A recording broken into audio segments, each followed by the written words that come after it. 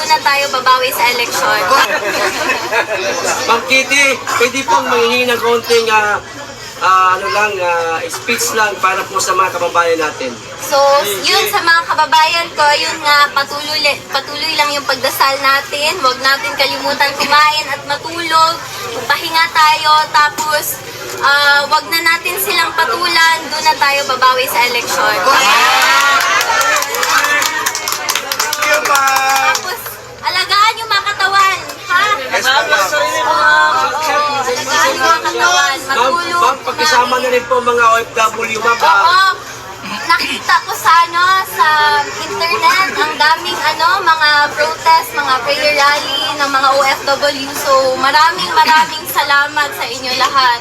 Yes, So, ma'am. malaking bagay to para sa akin at sa pamilya ko.